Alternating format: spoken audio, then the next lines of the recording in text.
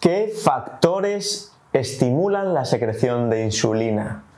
El primero ya lo conocéis, seguro que estáis pensando, ¿para qué haces este vídeo, Borja? Está claro que es la glucosa, los carbohidratos los que estimulan la insulina. Bien, tenéis razón, me habéis pillado, es cierto, el principal regulador de la secreción de insulina es la glucosa. Pero en este vídeo os voy a contar que no es el único. Es el más importante, pero os sorprenderéis. Seguro que más de uno os sorprendéis. Efectivamente, la glucosa es el principal regulador de la insulina y lo que hace la glucosa cuando ingerimos, por ejemplo, una pera, un plátano, un kiwi, o ingerimos un bocata, o ingerimos masa de pizza, o ingerimos un rebozado o un revuelto de arroz con setas, lo que queráis. Cuando ingerimos carbohidratos, ¿de acuerdo? Sube la glucemia y nuestro páncreas, nuestros islotes de Langerhans, ya lo he explicado en otros vídeos, y sus células beta pancreáticas dicen, está subiendo la glucemia. Tenemos que producir insulina para mantener la glucemia en un rango saludable y fisiológico, ya por ejemplo entre 80 y 100 miligramos decilitro, ¿de acuerdo? Entonces vamos a producir insulina, vamos a bajar esa glucemia produciendo insulina. Esto es básicamente el feedback simplificado al máximo que se produce entre la ingesta de carbohidratos y su posterior digestión a glucosa, la hiperglucemia posterior y la secreción de insulina. Así que sí, el principal regulador es la glucosa, pero hay otros reguladores de la secreción de la insulina, hay otros estímulos que facilita la secreción de la insulina. Y el segundo son los aminoácidos. Hay mucha gente que no entiende esto. No llegan a entender que la proteína también estimula la secreción de insulina. Sí, así es decir, una chuleta, aunque mucho menos que un plato de arroz, o un boniato, pero una chuleta también estimula la secreción de insulina.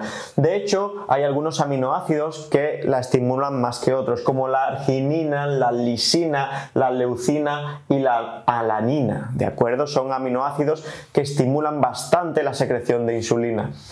Y hay una sinergia si se ingieren estos aminoácidos juntos con glucosa, junto con carbohidratos, hay una sinergia en la estimulación de la insulina.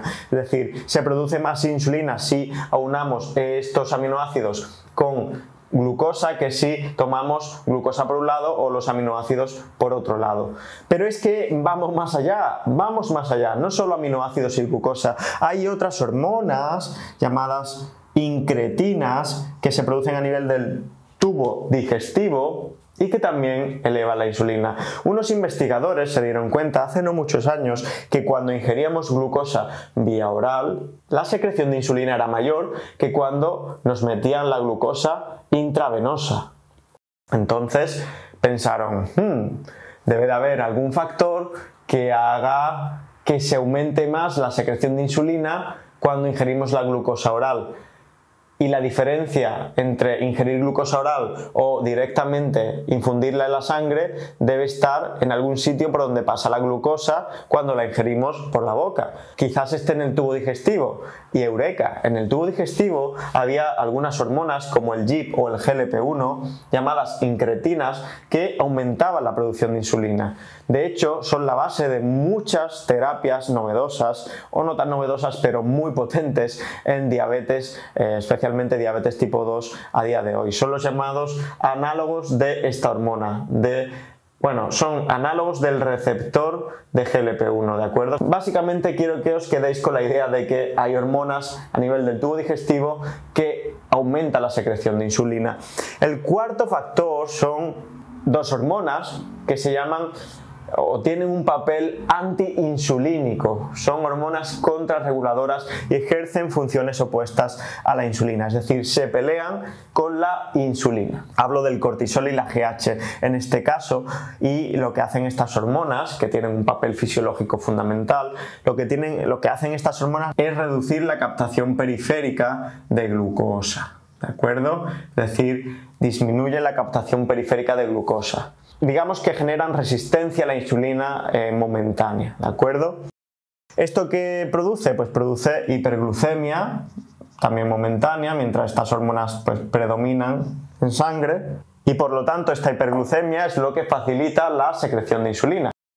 De hecho, como dato curioso, pacientes con síndrome de Cushing, es decir, una secreción elevada de cortisol de forma endógena, un hipercortisolismo crónico, y pacientes acromegálicos, pacientes con una secreción de GH exacerbada de forma crónica, tienen mayor riesgo de diabetes tipo 2 y tenemos que tener cuidado los endocrinos de vigilar pues la aparición de esta enfermedad en estos pacientes, ¿de acuerdo? El último factor que facilita la producción de insulina es el sistema nervioso autónomo, es decir, hay receptores en el páncreas, receptores adrenérgicos beta, que cuando son estimulados aumentan la secreción de insulina. Como veis, el tema de la insulina no es tan sencillo como ingiero carbohidratos, sube la insulina, si no ingiero carbohidratos se mantiene la insulina baja y todos mis problemas se solucionan. Es mucho más complejo y hay otros factores en la dieta,